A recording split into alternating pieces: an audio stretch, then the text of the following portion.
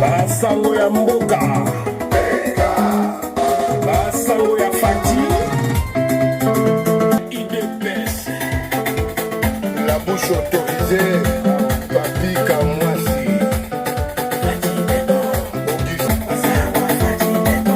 Manaboute, AK-47, Bankata, Eokola, Fondation Régine Kabila, mon général Franck Etumba, Ouamunda, sont des moutons.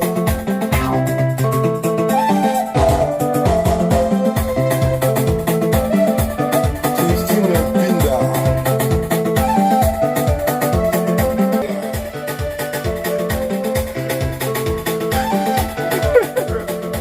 Fondation Marie-France. Dekofita pesi na yo. Wadrata pesi na yo. Tribui politique.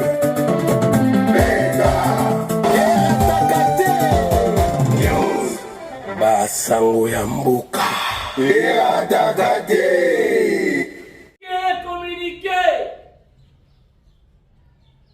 Communiquer, très important.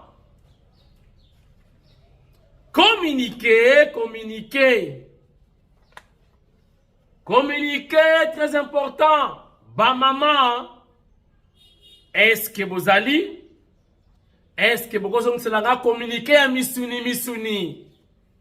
Oh, nazana esengo makasi lelo. Balobi lokuta et yakana ascenseur. Mais vérité et yakana escalier malembe pe et komaka. Chers internautes, ba bonne nouvelle eza ebele, ba info ebele, mais bon supporter tout le bagara ndambu po. Le temps n'est pas notre partenaire, dit-on. Tout ça ndambu to pesa bino information ndambu mais na esengo makasi esengo nanga ezali ya komona président élu atelemi pour kosenga bayamba ye officiellement et pas ya président nommé et pas ya patin et pas ya placebo. Na leli comment on a presse epenge la jesse oh epenge anaconda na moni epenge Fati ya koti président illégitime président légitime à telemi na epenge oh anaconda epenge la jesse na moni na professeur nangai Devos Kitoko apesanga ku na ipen na yebi makambo alobaka soki aza na auditoire pour na Fati Beton Fati akoti botelemi président Eli otelemi président illégitime akoti ya vandisi bino depuis 15 heures bono zelaye oh mokili oyo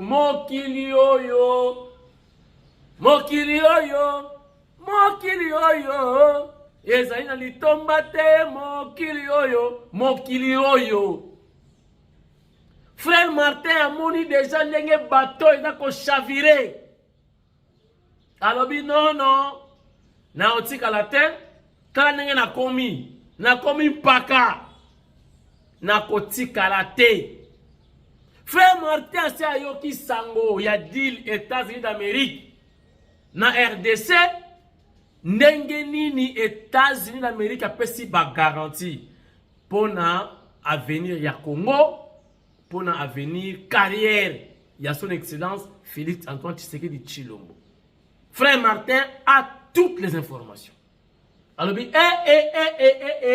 avant que le bateau ait chaviré, Tikangana Kendelebela. Chers internautes. Presse penge okolubanini. Mais bon, yeba kena masolo wana na yebi sabino vérité. Nana lingi vérité. Nana lingi vérité. Manifestez-vous. En vérité, ce que moni moto bayambi ye pa ya mokonzi ya mboka. Tango abimi ba pese micro. Po biso tozalaka wana. Biso tozalaka wana. Soki bakoti tozwaka image. Mais soki moto wana abimi oyo esalamaka avant toyebakati. Et pendant, surtout pendant solola toyebakati.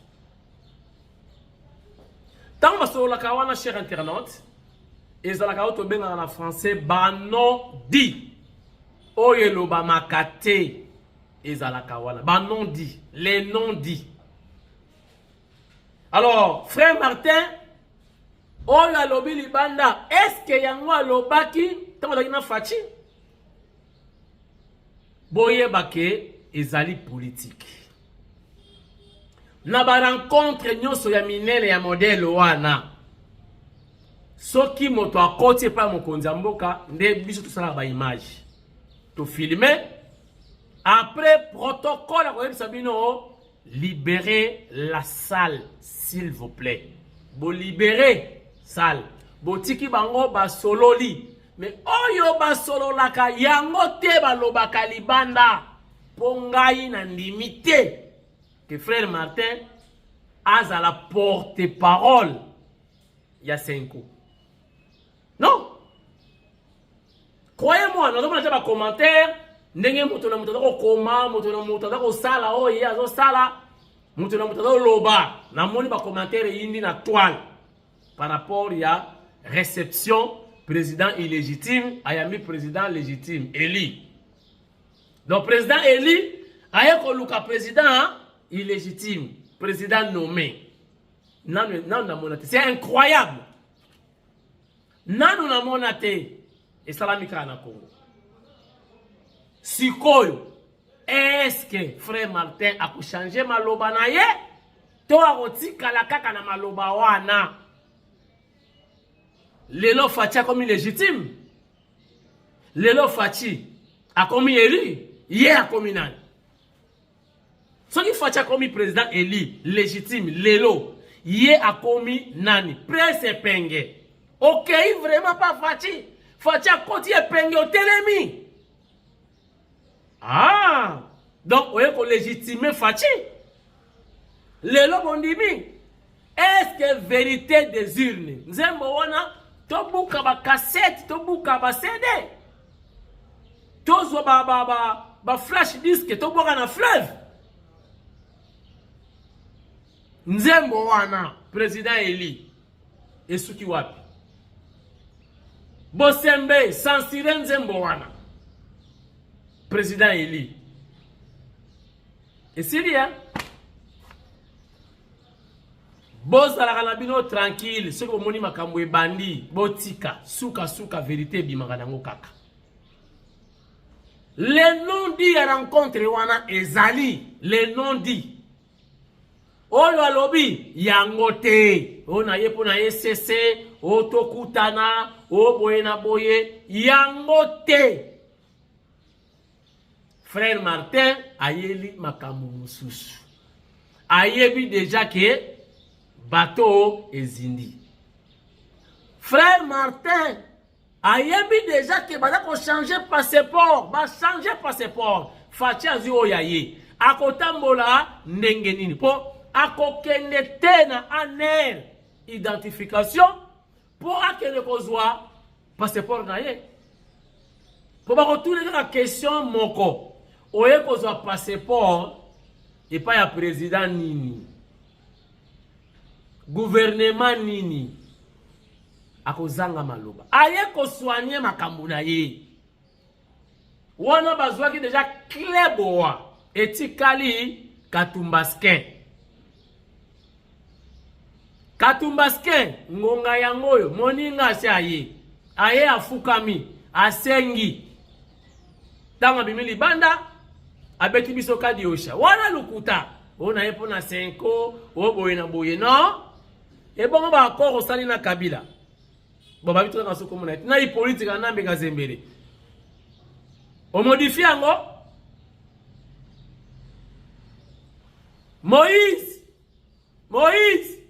Moïse ngonga yangoyo moninga ye yope yaka ozali pasa otambolaka bolokoza nango 3 ya ba Zambien ya ba Israélien na ya ba Rwandais tambolaka nango ya bango mais yeba que seulement que les États-Unis d'Amérique faut ça passer par na biso boyoki na Brazza et Indi oh la confusion yoka ba Brazzaville oh la confusion eza Congo Brazzaville te eza Congo Kinshasa boyoki no États-Unis d'Amérique a frappé na yebisa kabino makambo depuis que ba pays ekotika la moke pona kozwa visa okende États-Unis d'Amérique bokoyawa na baki bokoyawa maintenant ba Brazzavillois ba kosala nyonso baya awa na RDC bazo ba passeport congolais pour ozwa possibilité ya kozwa visa au Kenya États-Unis d'Amérique sokola na posa au Kenya États-Unis okolekela okena identification aner identification bako tuna yo koma na onani makabana awa makabana bazalaka te mboka na oni ni ojuku awa ojuku ezalaka te bomoni bobenana kabiso na Brazza bobeti biso bo violer ba mama na Brazza sikoyo États-Unis bokende te Trump alobi makambo ezande awa bomoni Fayulu atimbeli que déjà match terrain et baby arbitre ameli sifflé awelisi akimi bango aye ona ye mokonzi mboka alanda dialogue c'est faux aye bisabino vérité presse penge loba vérité aye bisi fachinini c'est faux pour aye bi ke facha kondi mabiloko wana te 5 ans bazo mbongo ya Rwanda ya Uganda ba Burundi tout ça pour la ba hôtel nyoso ba lali ba tourner ba sali ba tamboli bango boko balobi tozimbongo ya Rwanda tozimbongo ya Uganda cher internaute maintenant fatia ya mbabango batu bazotama na ombre ya Kagame Barwande babikisaka batu te Barwande ba pardonnaka batu te avant Rwanda a pardonné yo famona on a cercueil abi voilà je le pardonne parce que so kufi batu mobimba bande ko na ngai Rwanda ata oza mwana na ye okufi oza na morgue bango baningo mela masanga yo na morgue me bango baningo mela masanga bameli masanga pe basubi na bilamba soki mutu a Rwanda botuna bango na bato ebele ya este les soilifone soki ameli masanga subi na bilamba dosali masuka na kapiri poche donc Subaru wana lobike masanga ekoti ngai soki asubi te c'est que masanga esali yeri donc amelite mais soki ngombe akufi babandi matanga suka na Plaire Jacques ngombe adaye ngombe c'est le développement en bon et baba moto nembwa bango ba pardonna ka batute fatia yebi Fachi a déjà l'information. Hier, au dialogue, il y a 5 ans, lokuta luvunu na yandi. Ayaki makamusus. Epenge la jesse. Yebi sa peuple vérité. Frère Martin, ayebi si Fachi nini. Loba. Ayeko présenter ba meya culpa. Asengi ba pardon. Tala nenga zolenga Fachi pet charisme do kota tala nenga fataka bwa lokolo. Zwa sikoyo mokoto. Mais mon côté de frère Martin, et ben ni ça déjà, ça pas tout ya frère Martin, bimisi baride. Si ko tala ya Fatima Futambila, ezo takata. Fati charisme wapi, bon, na ya maega ka, sinon on doit piquer ba krisa wa. Oh, Fati allié frère Martin. Fati apesega ya boyega. Ya boy. Tala nege azo wela ko ya ba Fati. Et puis yoka parfum na kazaka ya Fati na parfum ya kazaka ya frère Martin. Ah? Parfum ya kazaka ya frère Martin. Solami kungu. Ah? Solami kungu na mindindi. Sikoyo yoka solo ya parfum ya béton. Donc on peut savoir nos griffes sinon dans la publicité. Ba parfum ba tone ko vider na zuirien. Donc on peut savoir nos griffes ya parfum Fati. Obi Fati a mwana poto ayebi ntsunga solambwa ayebi. Sko kazaka mote Fati apesega boy. Kazaka ya frère Martin solo ya mikungu na mindindi. Match Sidi. Président illégitime. Bilo Botelemi.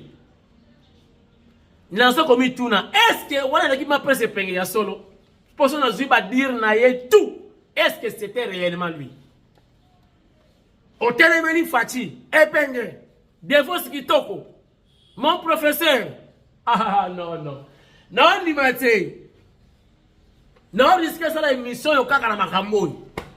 Pour la fongo la branche mususu na koti awa émission sujet moko. Mais bon tika na yebi sabino likambu moko. Est-ce que boyebi que visite to utiko sala ya inspection na mon général Frank Ntumba Boamunda Nzeta Mbila bazo kata ezokola kaka ndenge mama général alobi ke toza na ambulance te na centre supérieur militaire. Toza na chambre froide te pour la conservation ya ba vivre frais ya ba militaire ya ba officier alors ba kinini bo tu nanga alo ba kinini oyo atala ki vidéo te alobi nayoki ezakoya au moment où je vous parle déjà chambre froide ya monene ya molai et kiti de na centre supérieur militaire soki nzamba lingi avant mardi bozo mona ba image unique kaka ndenge zalaka epa nanga exclusivité epa nanga bozo mona chambre froide ya bozo mona ambulance ekoti bomona ki ndenge général Frank Atali banzungu makusa esika balambela ka ba officier ayoki nankela bien pas comme ça oyote tomisoni o ibimba o baliaka na kanduka ibimba 16 plus yango bozo lambela ba officier général Frank alobi non na régime Fati oyote ebimi makila po chambre froide zate apesi chambre froide ya sika bozo mona ba image boti a branché na bien avant mardi keba ikoza na lobby keba ikoza na dimanche keba ikoza na lundi banzu mweye chambre froide ya sika ye ambulance ya mubesu donc soki bazu soldat officier bon comprendre ngana militaire te soki bazu officier ba kotisie na ambulance wana avant ba ke na hôpital yeba ko ba ke na biki bo kitsangai confort eza na kati ya ambulance matos tout na kati oxygène bokomona ba image mokonzi ya boye bokozwaye wapi général ya boye bokozwaye wapi aketi na makusa alobi pas comme ça donc cuisine on va renouveler yango les images dans quelques heures. Chers internautes, bon revivre en ndenge zalaki d'abord nazoki na l'histoire ya frère Martin bon tala ngo en image et après et la nani botala ndenge général Frank Ntumba Bamunda saut de mouton nzeta mbila bazokata izokola ndenge yemoko atala ki esika basoda balambaka balambelaka basoda ba officier ezalakati et puis beaucoup mona dans quelques heures ba image la métamorphose il y a ba vidéo précédente regarde.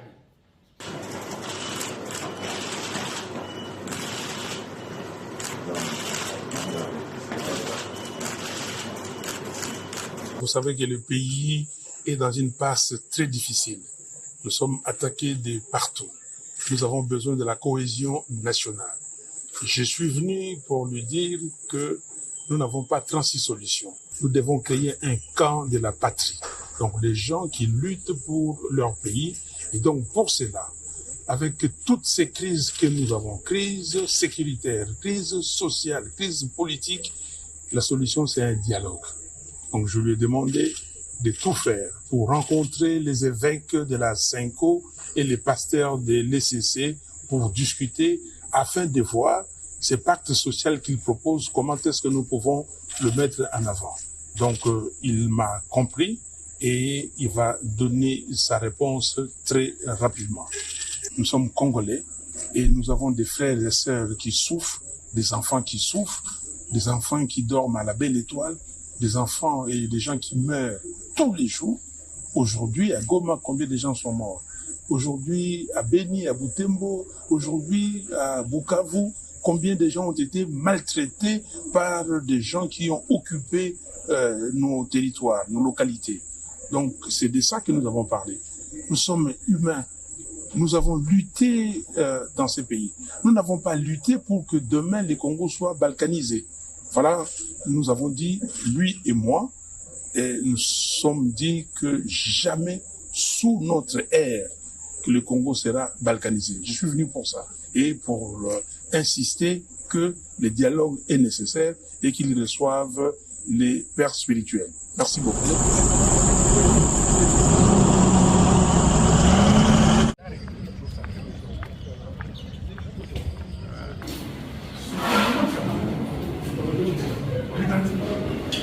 Ce n'est pas normal ça. Nous sortons de Vivac. Nous étions partis à Lille. Il y a de cela une semaine. Ça, c'est beaucoup plus grave. Donc vous venez de Vivac, vous tapez ça dans une cuisine, quel problème? Quand nous sommes arrivés, aussitôt nous sommes allés. Non, ça, ce n'est pas un bon argument, je ne suis pas d'accord. C'est bel jour.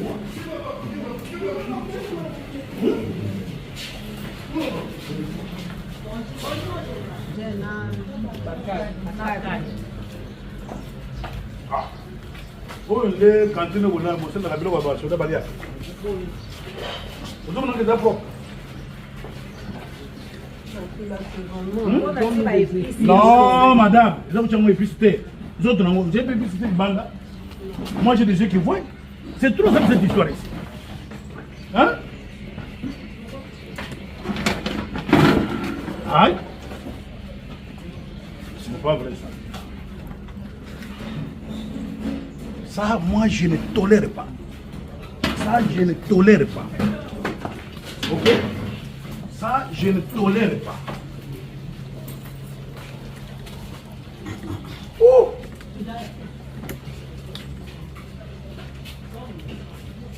Mon colonel. Ça ne va pas. Bah, tu vas pas connaître la condition à volonté. La chambre froide. C'est donc il y a quoi qui manque. On va chercher une autre chambre. Ok, dis Nani par sec. Vous appelez les gens, prendre des mesures sur la même la chambre froide. Une autre chambre froide. Tout mon affaire du moment.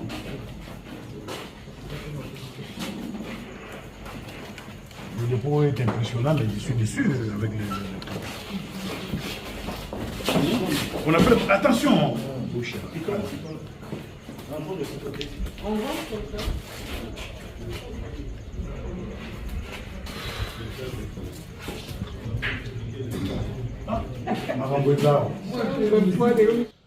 Communication et salamaki lobi na UDPS Augustin Kabuya mwana bute AK-47 Tosa Obika Chingoma Chilumba apesaki maloba epa ya porte-parole ya parti par rapport ya makambu ezakoleka na kananga entre IDPS Bar Tshisekedi na IDPS Mobondo.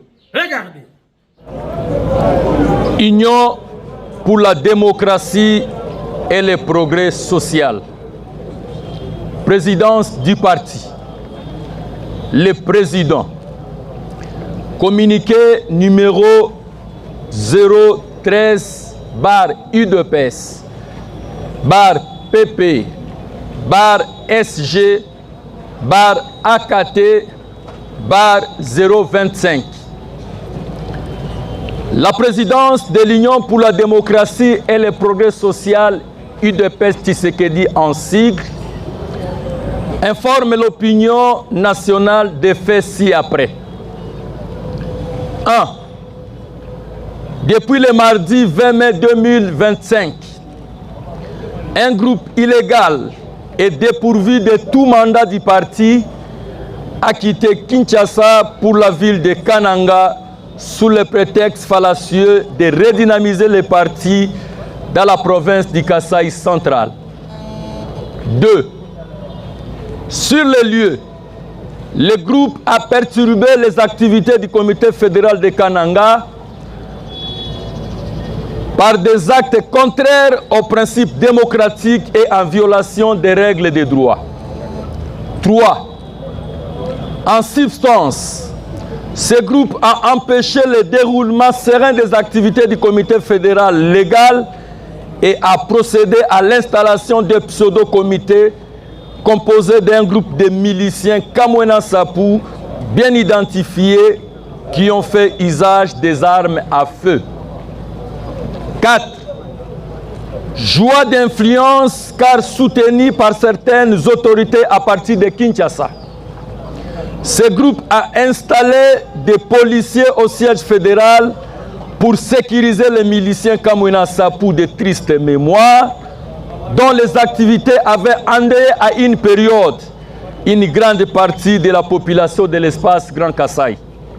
5. Face à ces actes inadmissibles, le président fédéral légal, le professeur Justin Touloumé Kassaou, a saisi la justice militaire afin d'assurer le déguerpissement de ces miliciens et policiers qui se trouvaient au siège de la fédération sans titre ni droit, descendant sur le lieu. Constatant que ces miliciens et policiers n'étaient pas invités par les responsables légaux de la fédération, la justice militaire a déguerpi ces policiers et miliciens, dont un certain Kassoui, qui n'a aucun lien avec l'UDPS Tshisekedi, trouvé sur le lieu pratiquant des incantations. 6. Le comité fédéral légal a été réinstallé et a repris ses activités quotidiennes au siège de la fédération. Les partis se réservent le droit de saisir les autorités compétentes pour la poursuite judiciaire de ces miliciens et de leurs complices. Sur ce, l'ordre état établi. Nous appelons tous les membres du parti au calme, à l'unité et à se ranger derrière les actions du chef de l'État, son Excellence Félix Antoine Tshisekedi Tshilombo. Fête à Kinshasa le 4 juin 2025. Augustin Kabuya Chilumba, président ad intérim. Je vous remercie.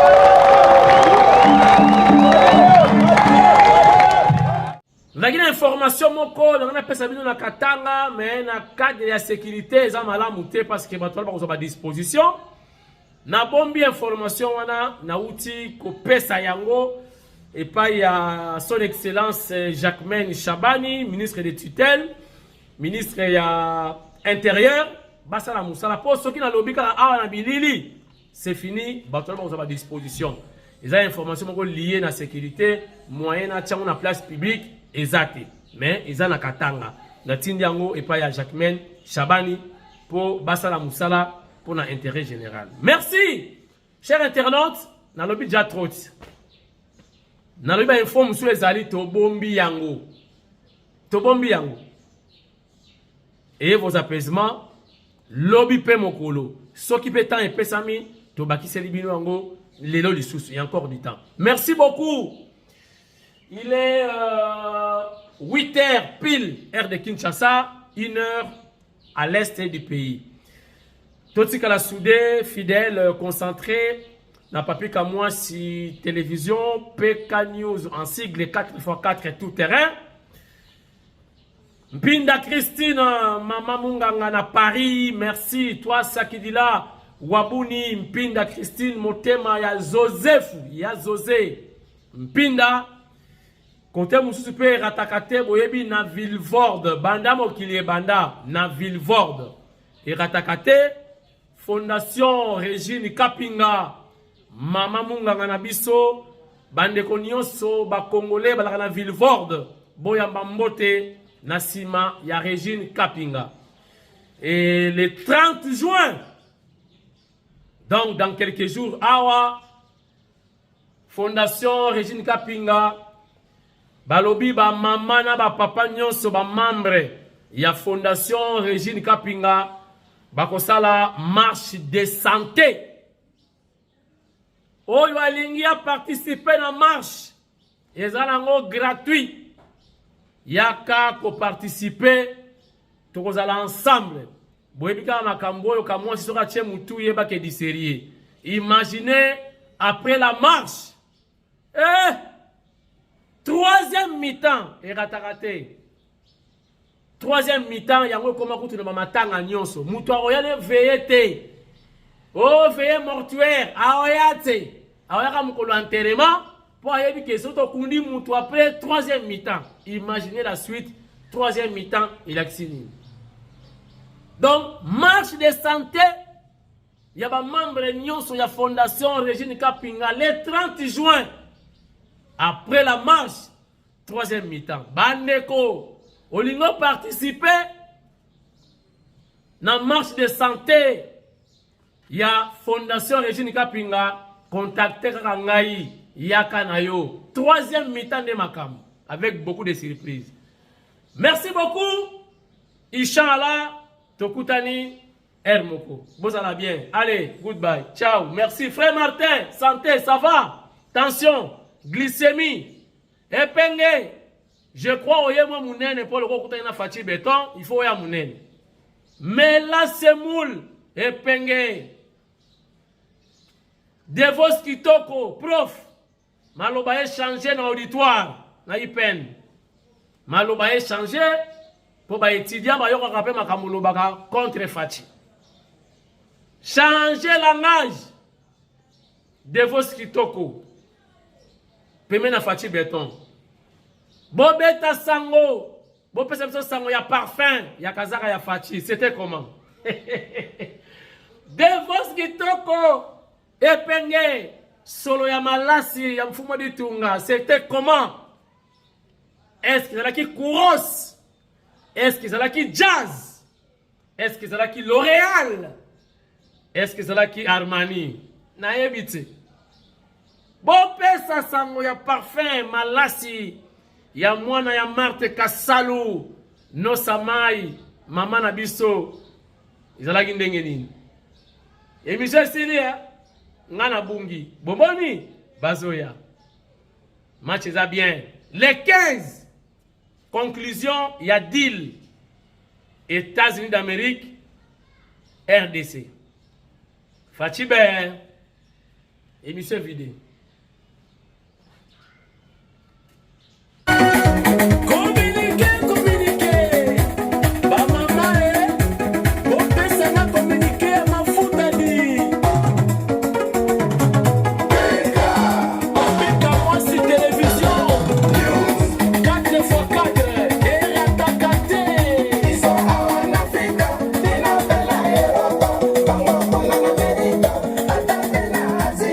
Namoki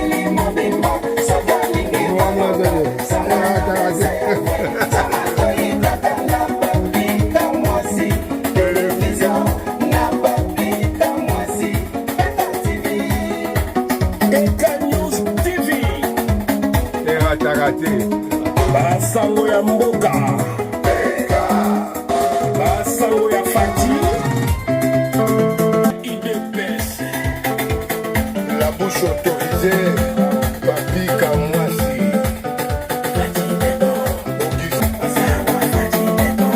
Manaboute. AK-47. Bankata. Eola. Tibika Chakal. Fondation Régine Kapinga. Mon général Franck Etumba. Ouamunda. Sont des moutons.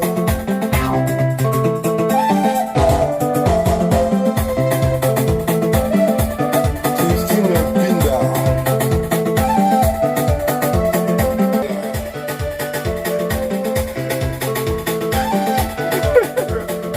Fondation Marie-France. Vem com fita petit là. Ouais, gratin petit là. Rubrique politique.